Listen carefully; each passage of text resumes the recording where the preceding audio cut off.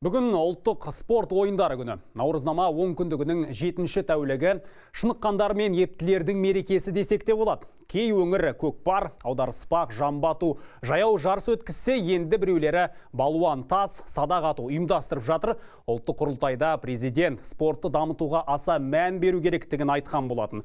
Ұлттық спорт ойындары халық арасында қаншалықты танымал? Сұрап көрейік, білейік. Асық ойнау. Өзіңіз ойнағансыз ба? Жоқ. Асық ату, арқан тартыс, қазақтың бәйгесі бар, және де қазақ күресі бар ұлттық спорттан.